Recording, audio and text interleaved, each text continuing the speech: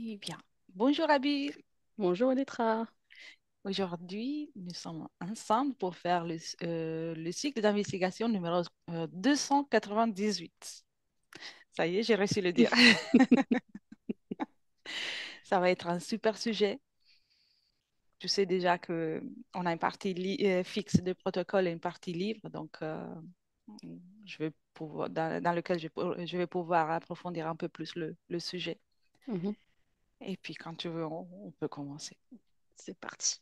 Bien, mets-toi à l'aise.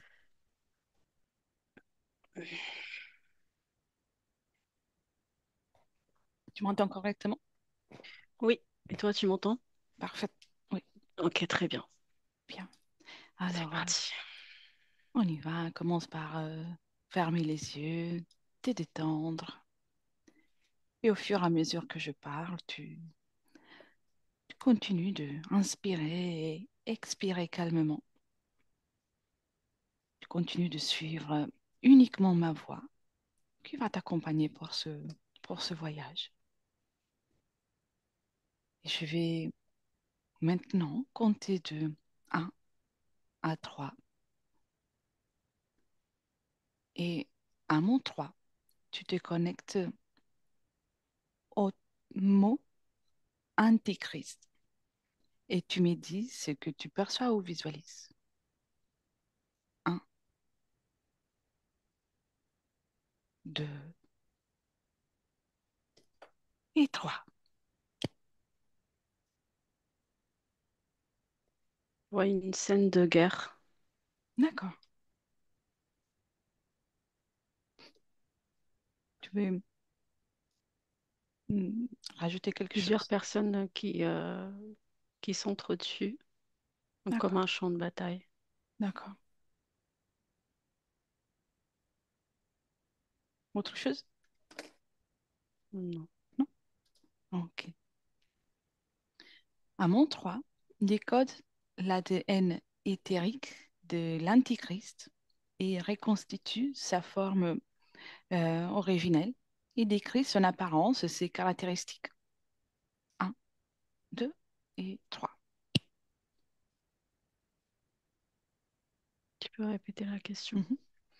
À mon 3, décode l'ADN éthérique de l'Antichrist et reconstitue aussi sa forme d'origine et ainsi que ses apparences et ses caractéristiques. Un, 2 et 3. Alors c'est 70% Mhm. de reptiliens D'accord, et 30% poulpes. d'accord. Et je vois un grand lézard. Hmm. Quelles sont ses caractéristiques, s'il Il a est, des caractéristiques? il est grand, il fait 2,60 m Hmm. et il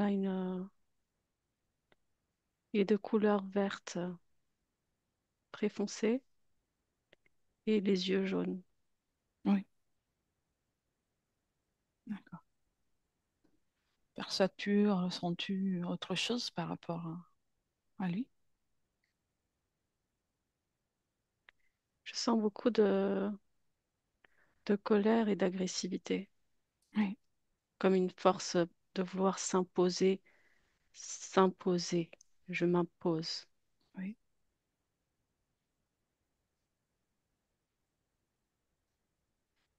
Maintenant, connecte-toi à l'archétype de l'Antichrist tel qu'il se présente aujourd'hui dans le champ euh, des informations collectives. Comment le perçois-tu? C'est un archétype de quelqu'un qui est totalement imprégné par son ego, Oui, où il aperçoit que sa structure personnelle, où il peut pas voir autre chose que lui-même. d'accord.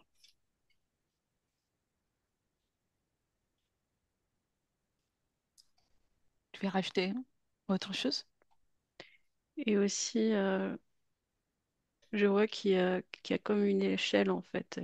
Et plus tu montes, et plus tu as plus d'ego, et plus tu peux imposer ton pouvoir. Oui.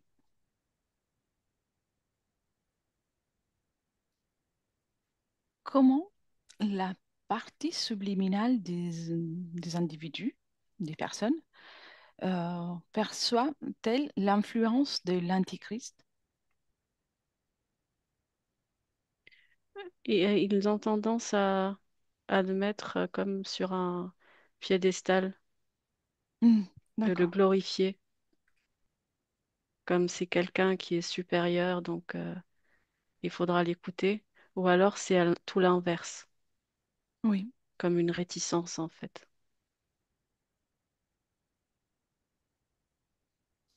Il y en a qui sont complètement attirés et d'autres qui ne le sont absolument pas, mais c'est comme un miroir en fait. Oui.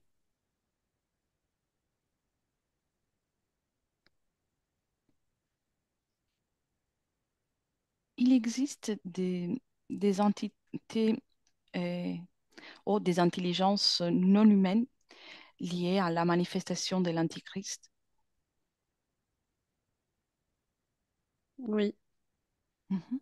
Que oui, perçois-tu à ce sujet? c'est les reptiloïdes en fait que je vois. D'accord, J'en vois, oui, oui, partout. Le même que tout à l'heure, mais plein d'autres aussi. oui.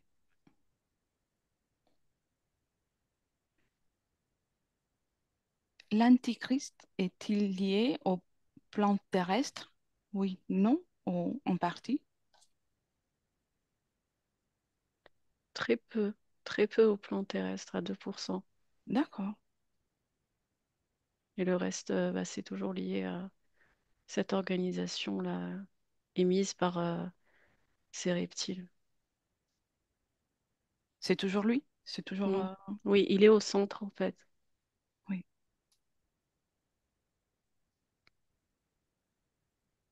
Et décrit la connexion, même si c'est petite par rapport à l'organisation du plan terrestre. Comment l'aperçois-tu? Il y a comme un échange d'informations en fait entre ces reptiles et des personnes qui veulent en fait augmenter leur ego. Et à un certain moment, ils peuvent comme choisir d'être intégristes par des informations qu'ils ont reçues par les reptiles. Oui. Comment tu te sens à observer tout ça? Ça va, je regarde. Mhm. Très bien. Existe-t-il un plan ou un projet de la part de forces visibles ou invisibles visant à manifester physiquement ou énergétiquement l'Antichrist à notre époque? Oui, oui, et ça me fait penser aussi à ce qui s'est passé dernièrement, comme ils préparent le terrain pour faire remonter l'intégrisme parce que c'est comme par phase en fait. Il y a des hauts où il y a plein d'intégrisme et Oui, après il y a une baisse comme les gens pour qu'ils oublient et après il y a une réactivation qui arrive de ce programme-là oui, et les événements qui ont eu ces derniers temps préparent la l'arrivée de l'intégrisme. oui, je vois. Y a-t-il des signes énergétiques, symboliques ou occultes qui anticipent ou accompagnent sa manifestation éventuelle, même si tu as déjà répondu en partie? C'est quand il y a plein d'événements qui arrivent en même temps, euh, il y a une tentative d'attirer l'attention un peu partout, de Oui, telle façon qu'on perd le discernement. Et oui, là, quand l'attention est comme fragmentée un peu partout, il y a comme la possibilité, la probabilité que les événements les intégristes mis en avant peut arriver. Oui, très bien. Je vais pouvoir te poser des questions plus librement. Euh, Au départ de l'investigation, tu as vu un champ de bataille. Mm. Et dans ce champ de bataille, y a-t-il des êtres humains, de parties subliminales d'ailleurs ou des entités? Que Non, vois-tu? c'est des êtres humains parce que je vois du sang partout. Hmm. C'est une scène dans lycée maintenant ou... Non, c'est une scène qui date de la Deuxième Guerre mondiale. D'accord. Oui. Et de quelle façon, d'un point de vue énergétique, hein, euh, comment tu la vois liée à la notion d'antichrist? Quelle est la connexion? En fait, c'est une fréquence. C'est Oui, comme une agglomération de plusieurs fréquences qui grandissent, grandissent, grandissent, grandissent.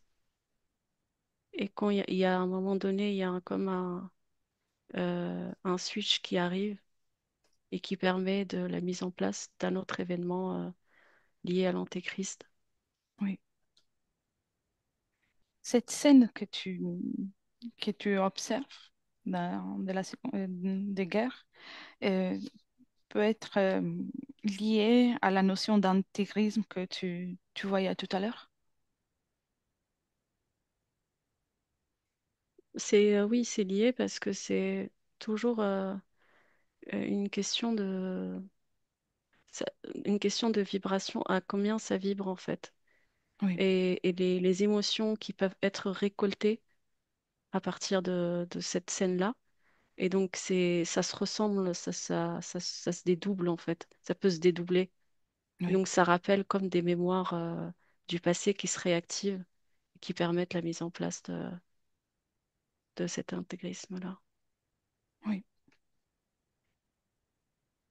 Alors, déconnecte de cette information et observe maintenant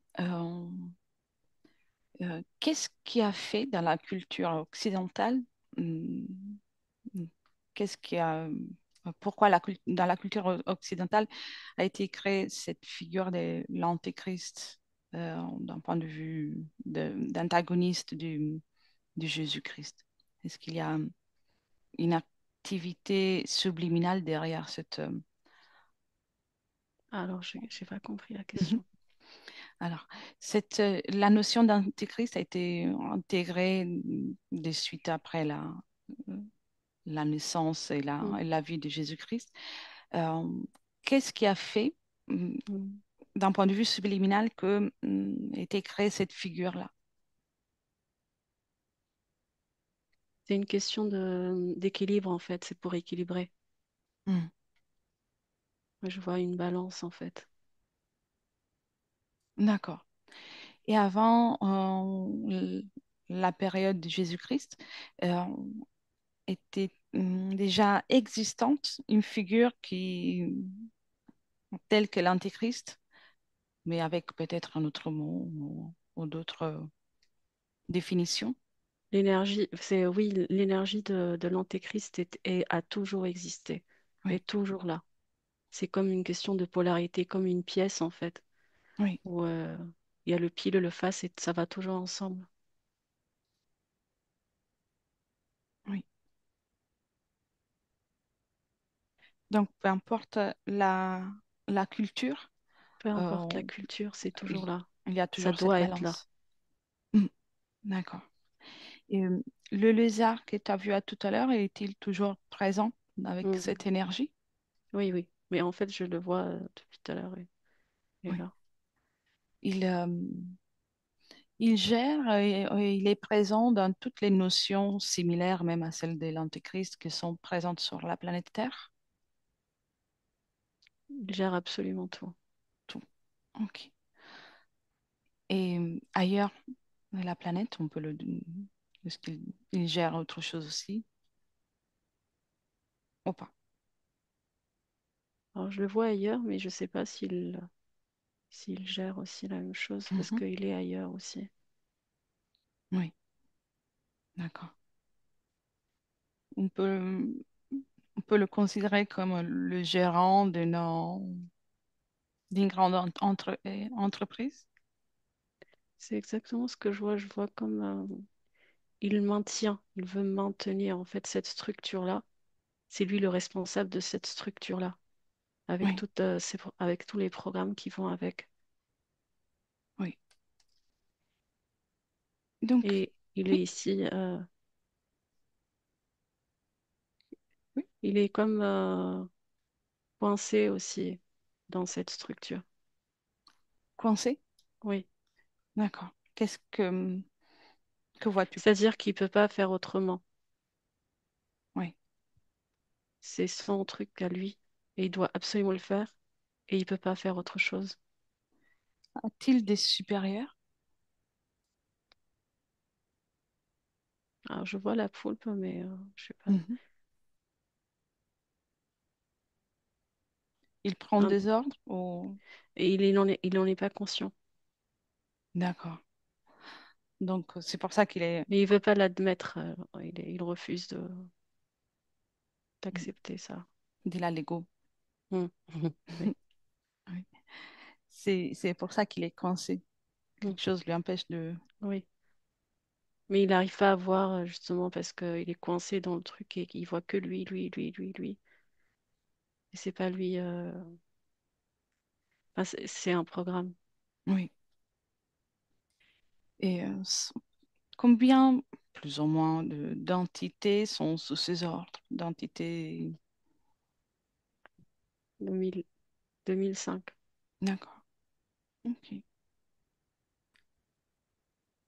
Dans la culture, surtout la culture occidentale, euh, il est l'antagoniste justement du Christ, euh, et donc l'antagoniste de la religion, de la spiritualité qui est parmi les plus connues en Occident.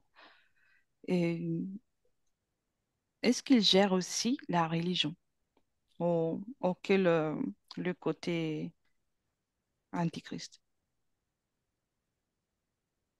Non, il le gère pas. C'est pas Mhm. lui qui gère. D'accord. Et pour autant, que ce soit l'antichrist ou le christianisme, reste des formes de contrôle. Absolument. Mhm. En fait, pour chaque polarité, ils participent tous à la même chose, c'est-à-dire du christianisme et de l'antéchrist, mais chacun a sa part, a ses tâches à lui. Oui, je comprends. Qui est à la tête, d'un point de vue subliminal, en tant qu'entité, à la tête du christianisme, par exemple? Un reptilien aussi. Connecté aussi à le poulpe, Non. non? D'autres entités? Un des reptiliens. D'accord. On dit, on peut dire que c'est C'est une une... co-création en fait. Oui, Mais tout le monde n'est pas au courant des mêmes histoires. oui, C'est-à-dire que tout dépend du niveau où ils sont, les rôles qu'ils ont. Ils n'ont pas les mêmes informations. oui.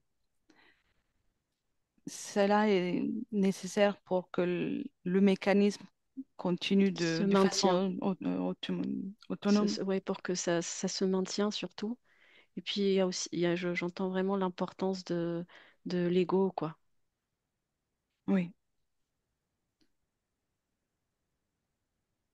Et par exemple, par rapport à la religion, on-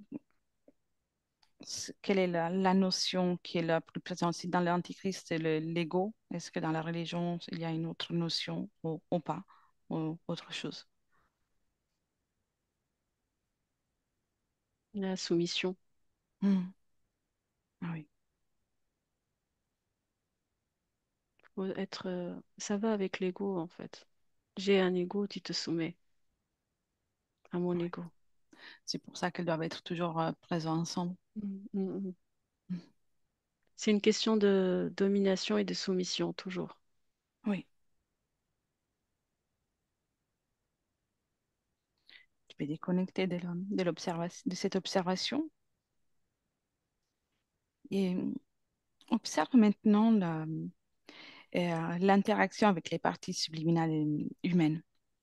Et tu as observé qu'il y a certains qui le glorifient et qui sont attirés par ça.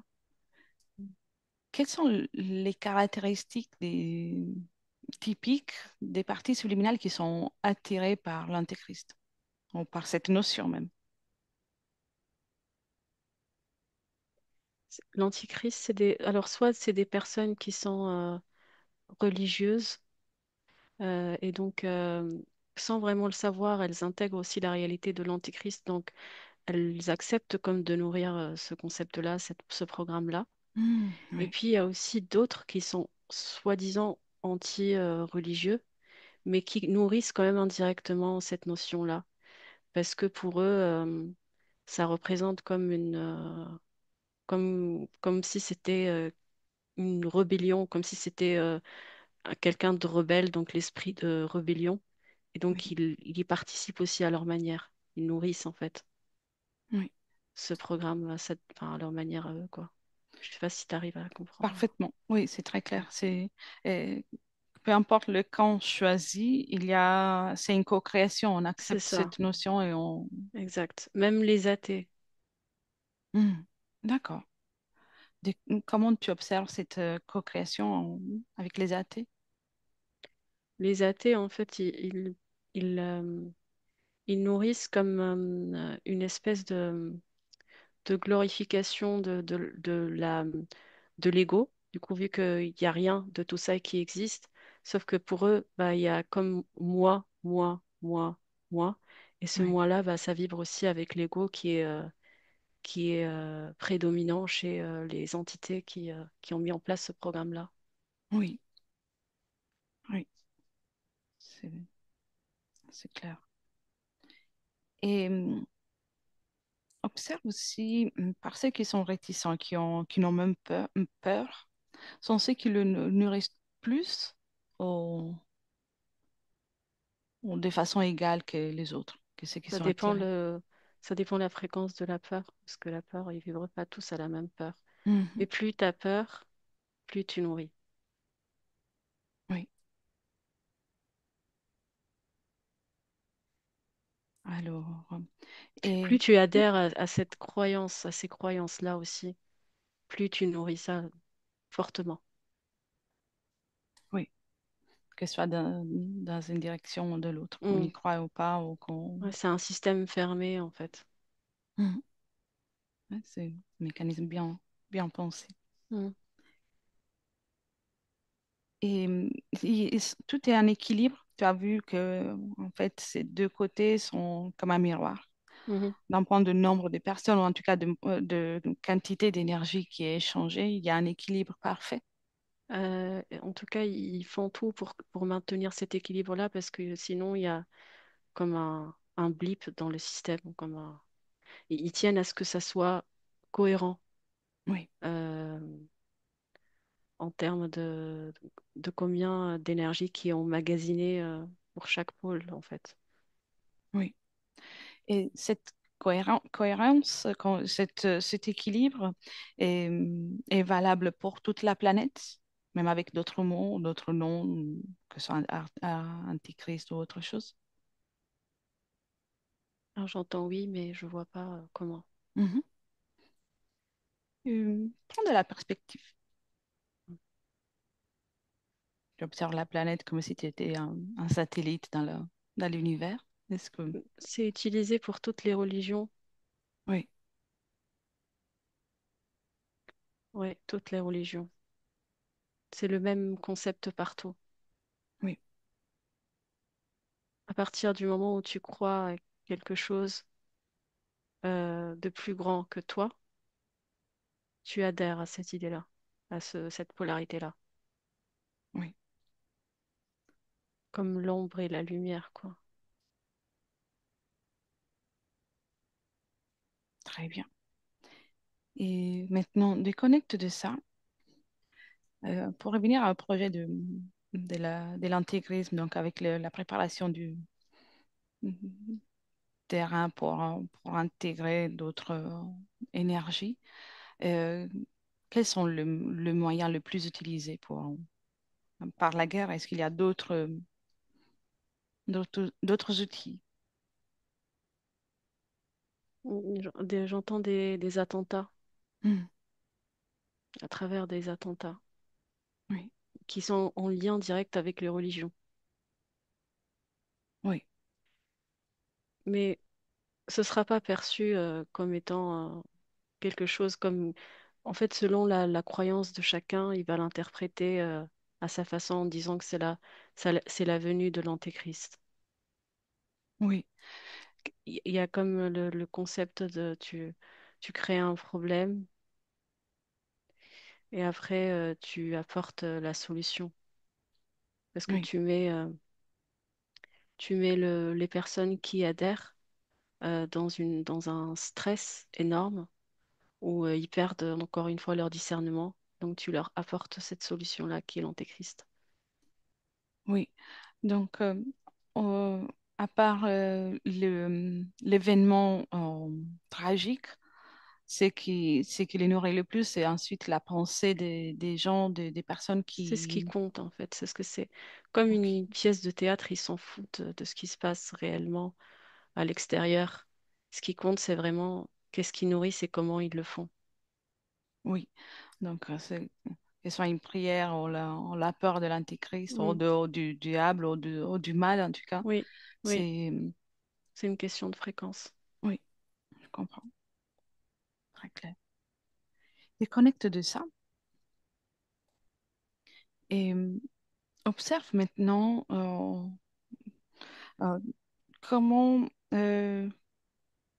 une partie subliminale qui vénère l'antichrist de façon vraiment, oui, comme ce qui sont les adeptes de Satan ou Mm. d'autres choses. Euh, co- Comment tu vois l'interaction avec cette énergie? S'il y en a une, bien sûr. C'est eux qui nourrissent le plus euh, cette idée d'antéchrist, en fait. C'est eux qui apportent le plus d'énergie. D'accord.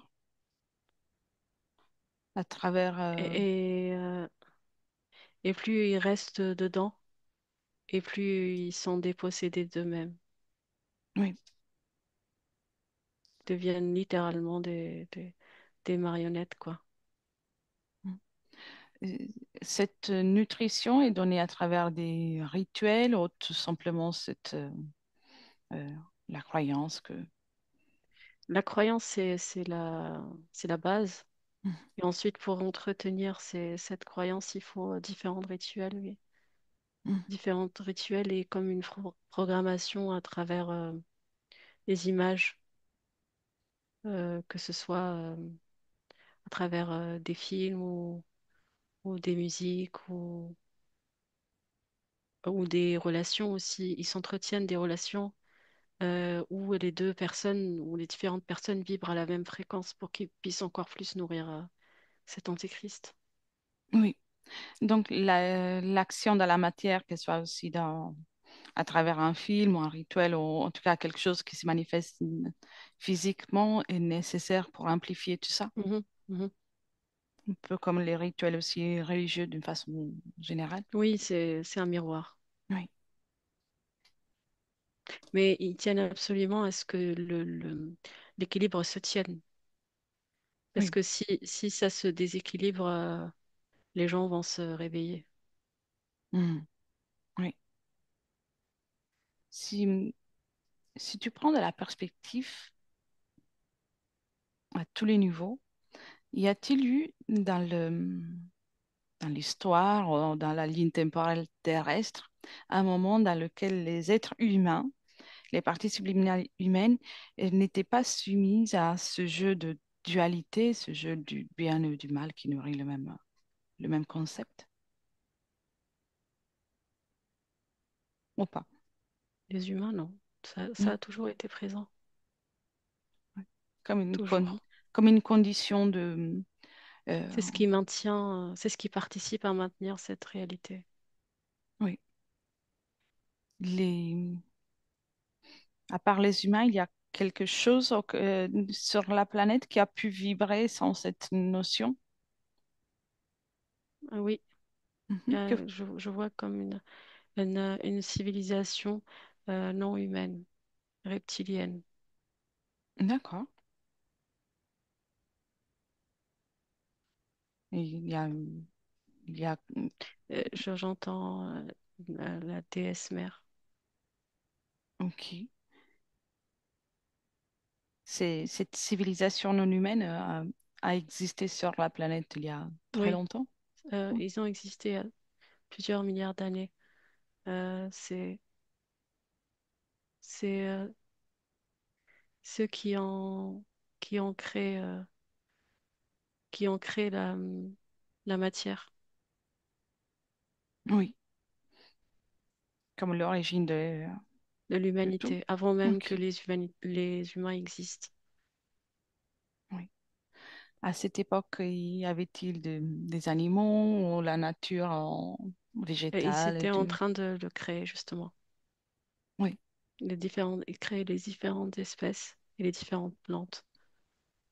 Mais Mm. tout était complètement différent et c'était vraiment c'était pas du tout comme maintenant. On est plus dans le matriarcat que le. Oui. Qu'est-ce qui les Je a... vois des reptiliennes femelles, en fait, principalement. Mhm. Qu'est-ce qui les a fait partir? Les guerres, j'entends guerre. Ok. Ils sont Peu- pas partis.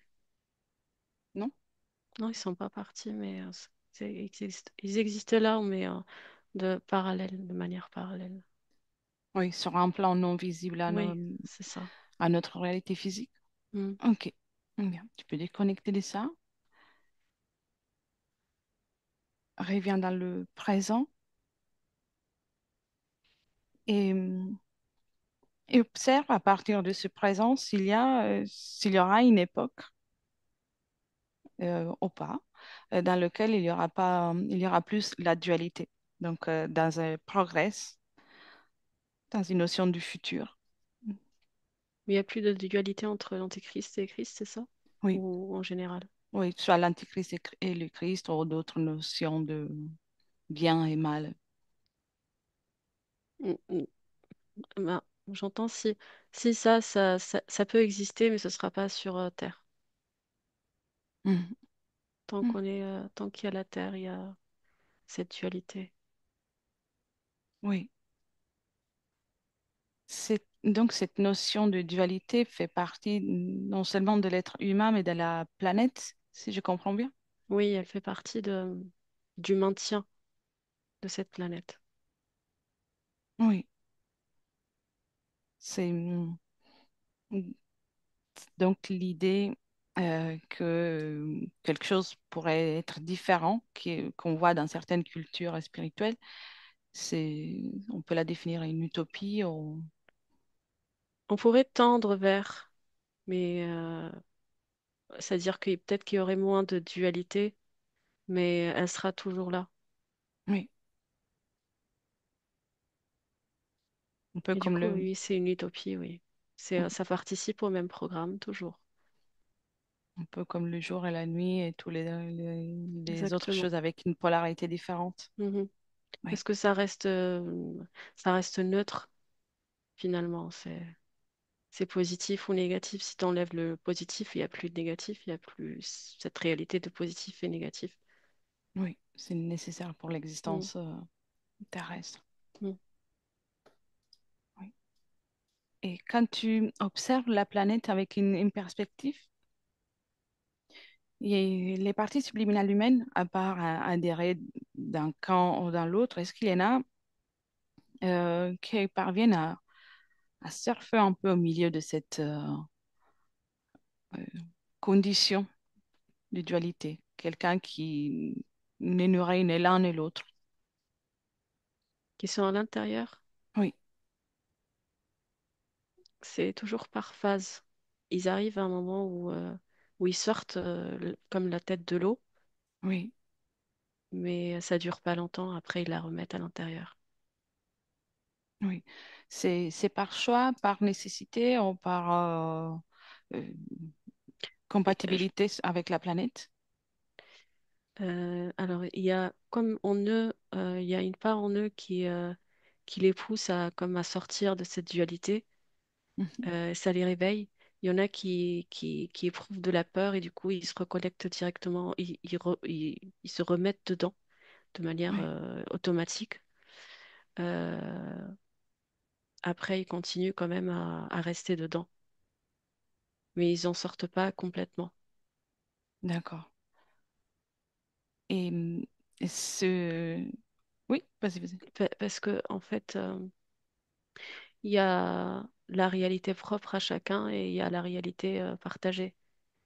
Et Mhm. les réalités partagées, elles continuent à conditionner à certains pourcentages. Donc, encore une fois, si on ignore cette dualité, on peut plus continuer à exister, en fait, ici sur Terre. Oui, ça fait partie des conditions Mm, de la grande co-création dans laquelle exactement, oui. on est en train de participer. Mm, mm, Et donc, nous, qu'on est en train d'observer quelque part, on nourrit à certains moments l'un ou l'autre mm, camp. mm. Mhm. Mais pas au même pourcentage, Oui, mais on nourrit quand même. je comprends, je comprends. Et, et justement, ceux qui de temps en temps émergent et qui lèvent la tête et puis, bien sûr, ils replongent dans la co-création planétaire, à la fin de leur expérience sur Terre, parvient-il à rester en dehors de la dualité ou il reste coincé dans un engrenage ou dans l'autre? Je ne sais pas si je me suis Ça expliquée. dépend aussi, ça dépend d'où ils le regardent. Ils sont, ils sont à la fois engrainés et pas engrainés. Oui, donc c'est propre à chacun. C'est propre à chacun, oui. Si, si on parle de l'importance de garder une certaine individualité, même en profitant de la grande co-création, c'est parlant, ça résonne? Ou J'ai pas compris. si, si on observe quelqu'un qui parvient à profiter de cette grande co-création, mais en même temps rester stable, Mhm. cela lui permet de sortir ou de choisir si sortir ou pas de la dualité une fois terminé l'expérience. Oui, il a toujours la possibilité d'en sortir, mais toujours pas complètement, en fait. Oui. Pas complètement. Pour sortir de ça, il faut sortir de la planète, terminer Il l'existence. faut décider, il faut décider de pas participer à cette co-création, mais quelque part, il y a participé, donc il continue à participer d'une certaine façon. Oui. Euh, Ça veut dire que il peut- la partie subliminale s'incarne encore et encore et encore, ou que même... Tout dépend de son choix, son oui, propre choix, quoi. Si elle veut recontinuer à, à essayer d'expérimenter des choses et accepter finalement de nourrir cette dualité, oui, ou non, en fait, en finir parce que, voilà, elle a décidé elle a appris tout ce qu'elle avait enfin, elle a expérimenté tout ce qu'elle avait expérimenté et changé d'autres plans où il n'y a pas de dualité. exactement. Donc, une fois que la partie subliminale choisit de quitter le plan terrestre de Mhm, façon définitive, mhm. c'est là elle va sortir de cette notion de dualité. Exact, oui. D'accord, Mhm, je comprends. mhm. Je comprends. Et alors, ceux qui acceptent d'entrer dans cette grande co-création, sont-ils tous au courant de la notion de dualité? Non, pas tous. Mhm. Pas tous, il y en a qui sont au courant. Mais après, ça dépend à quel niveau de conscience. Oui. Il y a des parties de conscience qui sont au courant et d'autres pas. Mhm. Et il y a celles, en fait, il y en a qui, qui choisissent de revenir à travers leur conscience qui n'est pas au courant de la dualité. Il y en a d'autres qui choisissent de revenir en ayant conscience de la dualité, mais qui ont quand même envie d'expérimenter, d'apprendre des choses sur ce jeu-là de dualité. Oui, je comprends. Et dans ces cas-là, ils parviennent à arriver en toute liberté, en tout cas au moment de l'arrivée. Oui, oui, il y en a Ok, qui arrivent en étant libres et en étant conscients justement qu'il y a cette dualité et par la co-création, ils participent quand même, mais comme ils vont pas se perdre eux-mêmes en fait dans cette lancée, quoi. oui. Donc, ils décident donc de jouer le jeu, si on peut dire ça. Exactement. Je Mm. participe à ce jeu, mais je suis consciente de ce que c'est que ce jeu. Oui. Si tu observes autour, au-delà de la planète, dans les autres jeux, dans les autres systèmes planétaires ou dimensionnels, il y en a quelqu'un que tu observes plus que d'autres, que tu parviens à observer plus que d'autres, d'autres C'est-à-dire dimensions, où il y a la dualité. avec au sang. Voilà, est-ce qu'il y en a un que tu peux voir depuis là? Hmm. Non, je vois pas. Ok, ok. Dans des autres planètes dans lesquelles il y a une vie physique ou pas, en tout cas des existences avec des Hmm. parties subliminales, et quelle est l'énergie que tu captes, la fonctionnalité des énergies? Où il n'y a pas de dualité, Oui, il y a la notion d'unité et de non-séparation. d'accord. Et la fréquence qui prévale dans ces cas-là, euh, c'est une C'est fréquence qu'on peut reconnaître en tant qu'être humain?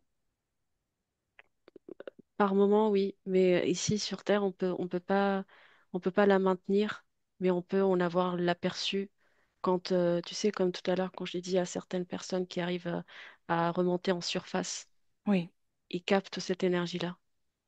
oui, Mais après, c'est tellement puissant, c'est tellement fort pour eux parce qu'ils n'ont pas l'habitude de fonctionner ainsi, qu'ils replongent. oui, Mais c'est d'accord. une notion de d'unité et je sens comme une énergie infinie Oui, qui n'a pas de limite, sans limitation. oui. Cette unité, on peut dire que fait partie de chaque partie subliminale Mhm. d'un point de vue potentiel, mais pas manifeste parce que la dimension dans laquelle nous sommes Ne le permet pas, ne oui. le Le permet pas. programme ne le permet pas. D'accord. Mais elle est là. Mais elle est présente, elle vibre. Oui, En fait, le potentiel est là, il est oui, présent, mais il ne peut pas complètement se manifester, quoi, oui. dans cette réalité. Et c'est ça que par moment, quelqu'un parvient à s'en rappeler et puis Et puis il repart dans le même programme la co-création continue. collectif. Oui. Oui, très bien. Ce programme collectif est le même pour toute la planète ou plusieurs similaires en fonction de la culture, le continent? Ça oscille en fonction de là où on se situe sur Terre. Il y a une oscillation. C'est le même programme, mais en Oui, fonction où on est, en fait, ça oscille pas à la même hauteur. d'accord. Donc, on le capte en fonction de l'endroit dans lequel nous sommes, non pas. Mm. Euh, Mm. En fonction de la culture aussi, oui. de la génétique également. Donc, il est capté en fonction aussi non, je voulais dire différemment. Euh, le programme peut être perçu différemment par rapport à. C'est le receveur qui fait la Exact, oui. Et puis l'énergie différence. collective dans laquelle on se situe, Oui, c'est du micro au macro, quoi. oui, oui, oui, c'est clair. Très bien. Tu peux déconnecter de ça et il vient dans le présent. Mm. Si tu observes avec une perspective la planète, y a-t-il des programmes euh, actuellement euh, non, de programmes, de projets actuellement qui s'apprêtent à être mis en œuvre pour en régulariser cet intégrisme qu'on a observé tout à l'heure? Je vois des programmes politiques, Oui, principalement. Ça, c'est partout, en fait. J'allais dire aux États-Unis, mais c'est partout. oui. Ça circule. Donc, actuellement, par exemple, c'est peut-être plus présent. Et là, on est vraiment dans la mise en place de ce programme-là, dans ce Oui, présent. oui. Donc, tout ce qui est la géopolitique planétaire est en train de mettre en action En le fait, programme. ils plantent des graines Mhm. et ça commence à pousser petit à petit. Oui, très bien. Pour que les graines puissent être viables, Mm, pour que ça puisse poursuivre à pousser, mm. est-ce qu'il y a quelque chose qui est fait, qui est organisé en particulier? Euh, c'est vraiment, ils essayent de- d'attirer l'attention sur les différents événements qui arrivent. Et plus il y a une masse de gens qui ont leur regard sur les différents événements et qui nourrissent ces événements-là à travers justement le jeu de la dualité, Oui, quel camp on choisit, et plus la graine pousse plus vite. Mais ils ont d'accord. besoin vraiment d'un pourcentage de masse d'humains pour que ça puisse vraiment arriver à bout, quoi, pour qu'ils puissent euh, mettre en place ce qu'ils ont envie de faire avec l'avènement de l'Antéchrist, Oui, comme enfin, il l'appelle. oui. Comme comme un grand rituel amplifié par Oui. les médias Mm. et les réseaux sociaux. Mais pour l'instant, il n'y a pas assez de personnes qui le nourrissent. D'accord. Parce qu'il y a des gens qui refusent. Oui, Il y a plusieurs personnes en même temps en parallèle qui refusent de nourrir ça. Et en fait, c'est ce qu'ils n'arrivent pas à gérer, c'est que de la même façon qu'il y a des personnes qui sont engrainées dans cette co-création qu'ils veulent mettre en place, il y a d'autres personnes qui se déconnectent complètement, qui veulent plus de ça, en fait, qu'ils ont compris que ce qui compte, c'est vraiment leur attention. oui, oui, en effet. C'est tout à fait ça. Mm, Et justement, on a vu depuis tout à l'heure que c'est l'attention qui est donnée dans un sens ou dans autre. Donc, il me semble que c'est l'information clé pour pouvoir mm. ne pas nourrir que ce soit un camp ou l'autre Oui, ou c'est plusieurs. chaque personne doit être responsable de son attention. C'est la seule façon d'éviter le pire. D'autant plus qu'on est des créateurs. Donc, Mm. si on utilise notre attention pour créer ce qui nous fait plaisir, à chacun Oui. euh, à son tour, ça, ça pourrait être. En plus, ça donne envie à d'autres personnes qui sont proches, qui sont en tout cas en lien avec nous, Oui, d'avoir comme un exemple d'autre chose. tout à fait. Tout à fait. Et en plus, la création est amplifiée parce que toute l'énergie est dédiée à une Mm, création pour une volonté personnelle, non pas mm, pour nourrir quelque chose mm. d'extérieur. Et il y a beaucoup de tentations, en tout cas, il y a beaucoup de tentations. Mm. Et justement, une dernière, on s'approche de la fin, mais euh, si tu observes une partie subliminale euh, et tu fais un scanner de son fonctionnement énergétique, le moment dans lequel elle dirige l'attention ailleurs, comment tu l'observes? Comment tu observes ce fonctionnement énergétique? Je, je vois que c'est des vortex énergétiques qui se trouvent en alignement dans son corps sont fermés. D'accord, Et il n'y a que la tête qui est surchargée d'énergie et qui est focus sur ce qui se trouve, les événements qui se trouvent à l'extérieur. d'accord. Son énergie créatrice, comment elle se comporte? Elle est soumise à ce qui se trouve à l'extérieur. C'est-à-dire qu'elle est utilisée en fait. Oui, donc elle n'est pas utilisée par l'être humain pour Non, donc elle est comme utilisée euh, par un fil. La personne, elle croit même créer des choses pour elle, mais en fait, ça nourrit cette énergie globale qu'ils veulent mettre en place. oui. Et si tu observes le fonctionnement énergétique, les moments dans lesquels une partie subliminale commence à nourrir sa propre création, à porter son attention, sa propre attention à sa propre vérité quotidienne, personnelle. Là, je vois le centre du corps au niveau du plexus.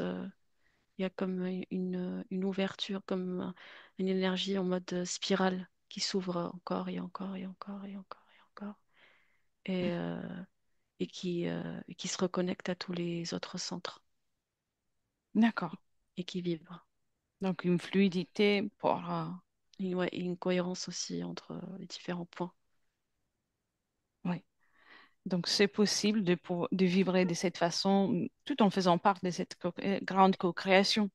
C'est possible, mais après, il y a toujours des tentatives de co-création qui sont alignées avec le programme qui Mhm. voudrait être mis en place, tu vois.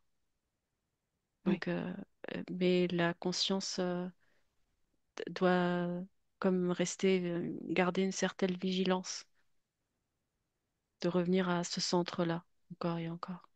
oui, oui. Donc se rappeler de soi, Mm. on peut dire ça aussi. Se rappeler de son propre pouvoir créateur. Oui. Oui, alors cette information, si tu es d'accord, on peut la diffuser. Elle est Mhm. liée, mais voilà, juste faire un rappel. Mhm. Et puis, bien sûr, chacun va pouvoir agir, interagir à Mhm. son rythme. Donc, Mhm. Tout à fait. bien. Et j'en profite pour souligner que, justement, on est des créateurs, on fait partie d'une grande co-création qui a des caractéristiques, mais on peut toujours trouver un bien-être tout en participant à la vie sur Terre. Mhm. On va Mhm. s'arrêter là. Prête pour le retour à Bire? Mhm. Oui, bien. Alors, commence par te déconnecter de tout et de tous. Très bien. Et tu reviens à toi, et uniquement à toi, uniquement ton espace énergétique. Tu déconnectes de tout ce que tu as pu percevoir, ressentir, observer. Et ressens la joie de te retrouver justement dans cette cohérence qui t'appartient uniquement de ta propre essence, ta propre énergie. Et tu retrouves toutes tes émotions les plus belles, les émotions qui te font le plus plaisir. Et à chaque inspiration, avec l'oxygène qui remplit tes poumons, qui sont revigorés et remplis de joie de vivre, du bien-être, de bonne humeur. Tu peux déjà apporter du mouvement. Très bien. Et gentiment, dès que tu es prête, tu peux ouvrir les yeux et revenir avec moi dans le ciel maintenant. J'ai les cornes. Comment tu te sens? Très bien. Parfait. Merci beaucoup pour cette enquête hyper Avec plaisir. intéressante. Mhm. J'ai coupé l'enregistrement et puis on reste encore avec moi. Et merci à toutes, à tous pour l'écoute. Benvenuto a questo nuovo video di Disclosures. Oggi parliamo della cosiddetta sessione di ipnosi investigativa. In realtà non esiste una sessione di ipnosi investigativa. Non che non si possa fare investigazione di ipnosi, però è che non esiste una sola sessione di ipnosi per dire si è fatta investigazione, per prendere quell'informazione come buona. Perché? Sappiamo intanto che l'informazione che arriva in ipnosi è molto contaminata, la percentuale di inquinamento dell'informazione è altissima. Pensate a questa informazione che viaggia per tantissime dimensioni, attraversa densità, passa per coscienze che volontariamente o involontariamente possono distorcerla. E poi arriva infine alla persona che sta in ipnosi, che ha una coscienza, ha una mente, ha un'esperienza e interpreta questa informazione secondo la sua struttura mentale, secondo le sue credenze, che per quanto si possa essere più o meno liberi mentalmente, liberi pensatori, sempre c'è una parte subliminale che interpreta in base all'educazione ricevuta, alla cultura e perché no, anche tutte le esperienze di esistenze passate che ancora lasciano un segno in noi. Per capirci, è come se dovessimo parlare con un'altra persona immersi nell'acqua, a qualche metro di distanza, cercando di utilizzare un mezzo, che è quello della corda vocale, che è fatto per produrre suoni da trasmettere nell'aria. Noi stiamo utilizzando questo strumento per far passare un'onda sonora nell'acqua o in un liquido. Chiaramente il suono viene completamente distorto, sempre ammesso che sia per il nostro corpo facile e non difficoltoso poterlo fare senza avere dei problemi come ingurgitare acqua o eccetera. Ma non solo. Supponiamo che per questo tipo di comunicazione utilizziamo anche due lingue diverse, per esempio un italiano e un russo o un giapponese. Per quanto possiamo anche interpretare il labiale, non possiamo capire quello che ci sta dicendo, perché la lingua è diversa.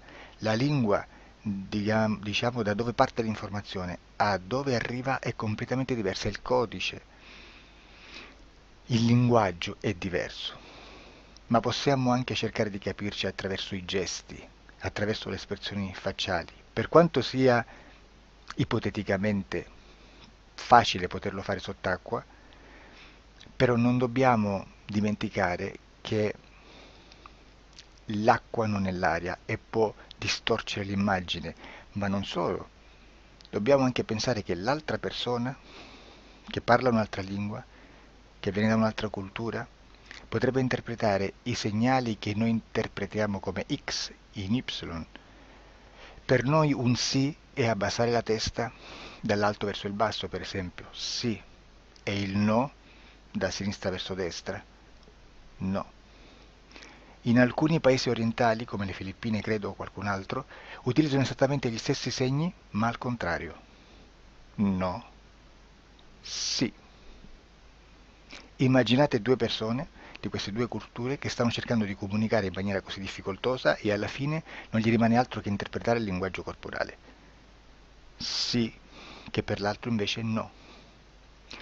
Cosa voglio dire con questo esempio estremo? Che l'informazione da dove parte a dove arriva viene completamente deformata.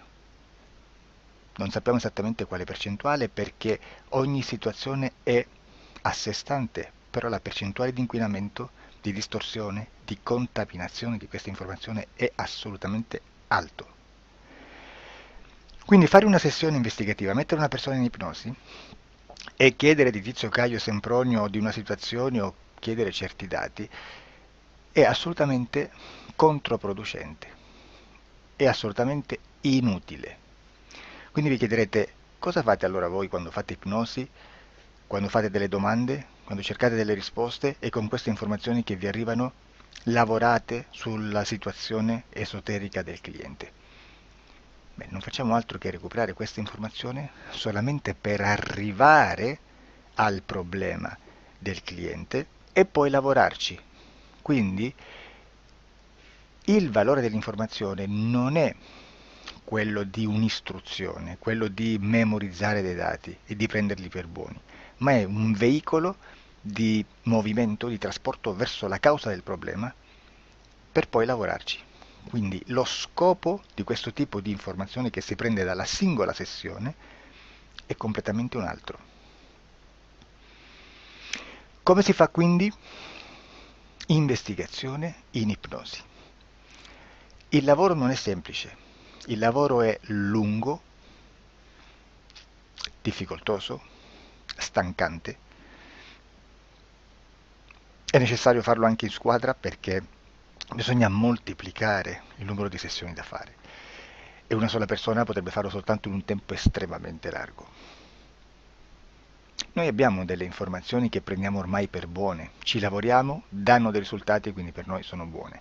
E come abbiamo fatto ad avere queste informazioni? Per esempio, come facciamo a sapere che un extraterrestre chiamato il cosiddetto grigio è più o meno alto X, poi ci sono magari quelli anche un po' più alti, ma hanno un corpo strano, hanno una pelle grigio-verde, hanno degli occhi grandi a mandorla, neri, senza una pupilla visibile, non hanno quasi bocca né naso né orecchie, hanno soltanto delle fessure, non hanno organi genitali, hanno degli arti molto più lunghi rispetto alla proporzione che potrebbe avere il corpo umano, e di solito hanno meno dita delle 5 del corpo umano, eccetera, eccetera, eccetera. O se no prendiamo un altro tipo di essere che possiamo incontrare in ipnosi, come facciamo a dire che hanno delle somiglianze con i rettili, gli animali rettili terrestri o gli invertebrati, gli insetti terrestri? Perché? Perché siamo sicuri di questa informazione e ci lavoriamo e quando ci arriva la prendiamo già per buona, nonostante sia anch'essa contaminata. Perché queste informazioni sono arrivate da tantissime sessioni, fatte da tantissime persone, con tantissime altre persone sotto ipnosi e che nel contesto di tutto il lavoro gli uni non sapevano degli altri. Questo dato può essere più o meno rilevante, sempre c'è contaminazione e quindi possiamo prendere per buono anche un gruppo di lavoro dove l'uno possa sapere dell'altro.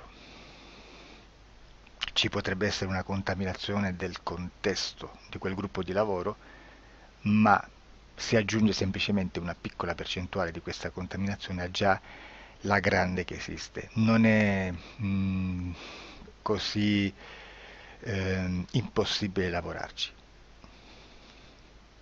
Da tutte queste sessioni, da questo grande numero di sessioni, migliaia, diciamo migliaia, noi prendiamo solamente quell'informazione che è uguale a tutte, che è in comune a tutte, o a quasi, perché magari qualcuna ci potrebbe essere niente in comune per una fortissima contaminazione, perché no? Ma dobbiamo prendere una stragrande maggioranza, proporzionalmente abnorme rispetto a quello che potrebbe essere un minimo di scartabile,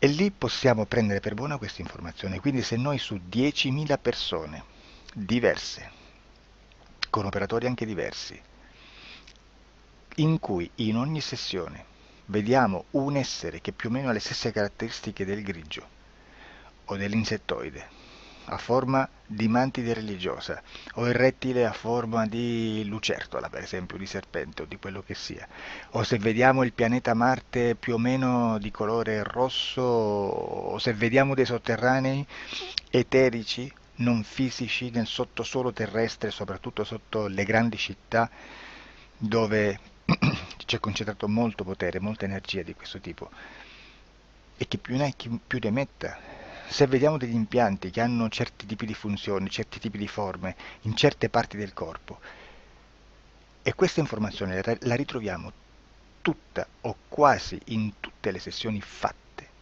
eseguite, realizzate da tanti anni a questa parte, significa che quella è una informazione affidabile. E vi posso garantire che stiamo parlando di una percentuale bassissima. Su un 100% staremo, credo, forse più in basso di un 2-3%. Immaginate tutto il resto è spazzatura, è informazione spazzatura. Sì, spazzatura.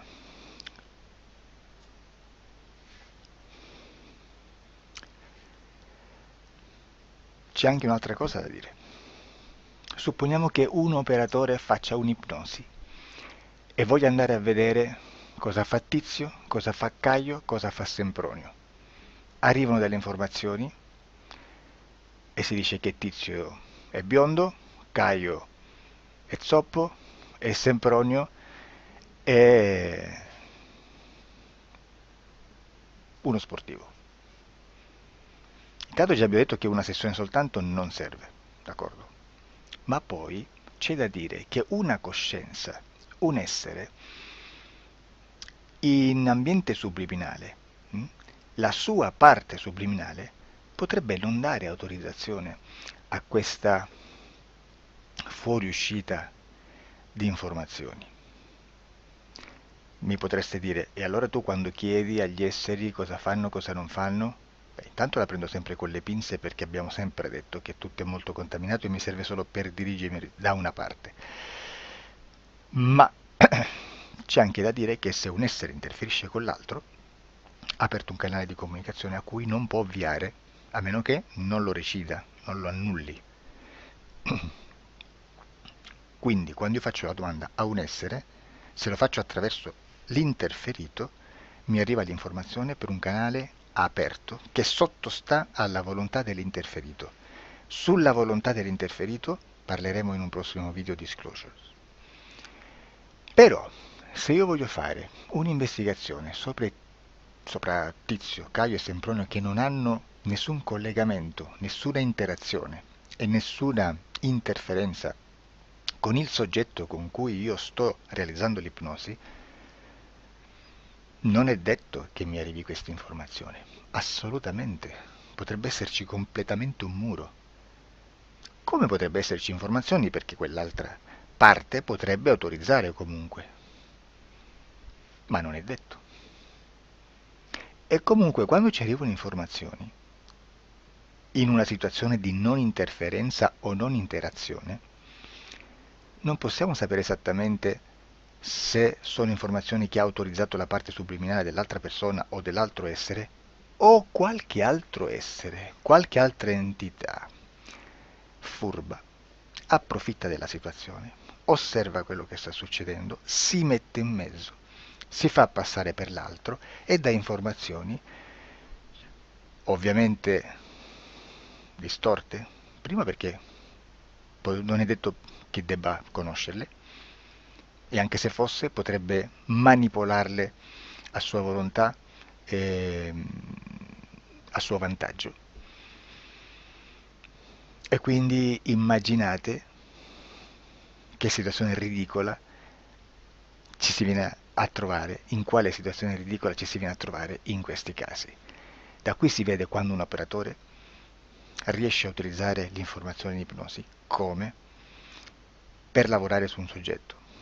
Da qui l'osservatore attento delle sessioni di ipnosi riesce a capire se quell'ipnosi è un'ipnosi affidabile, un'ipnosi con un livello di informazione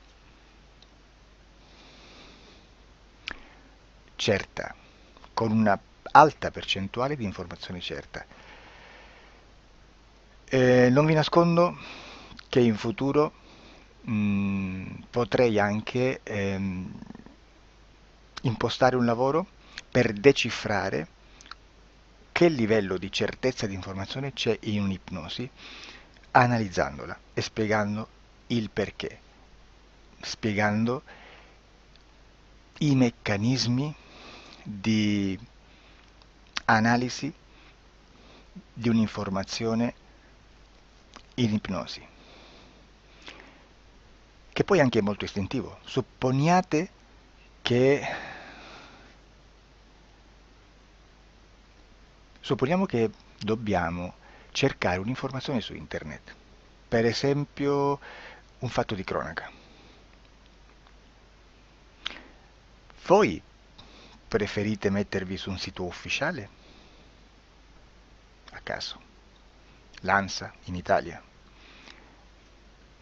ADN Kronos, qualche telegiornale che per quanto possano manipolare l'informazione ad alti livelli, comunque possiamo dare affidabile la fonte dell'informazione che viene trasmessa. Non possono trasmettere una bufala sicuramente. Verrà sicuramente manipolata ad altri livelli. Ne parleremo in altri video, ma a livello base la fonte è certa. Sicuramente non andrete a cercare questa informazione sul primo sito, il primo blog che vi passa davanti e magari ha 4 followers.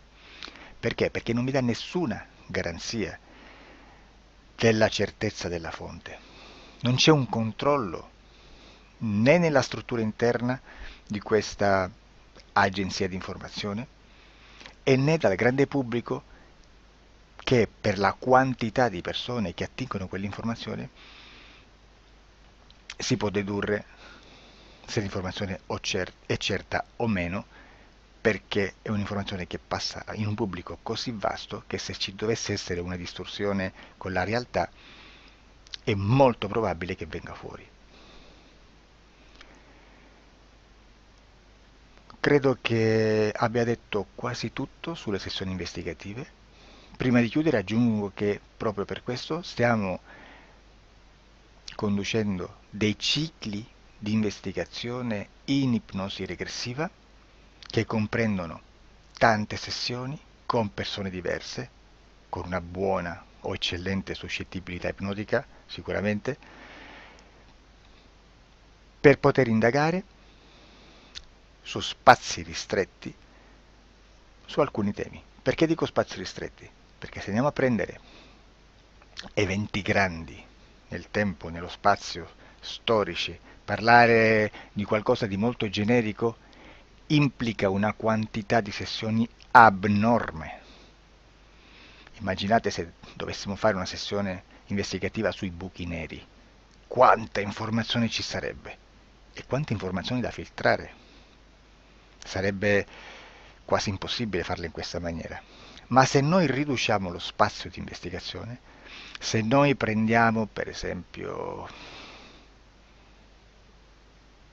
investighiamo sulla pedofilia nella Chiesa Cattolica, ecco, se già restringiamo il campo d'azione, è molto più facile che possiamo attingere informazioni affidabili, presuntamente affidabili, con un numero di sessioni sicuramente alte, ma ridotte rispetto ad altri tipi di sessioni molto più generiche, su temi molto più generici.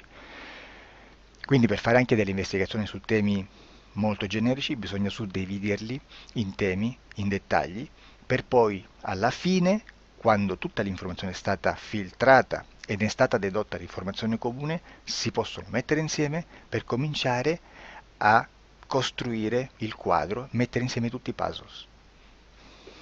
Questo è il vero senso dell'informazione in ipnosi, quando si fa ipnosi investigativa.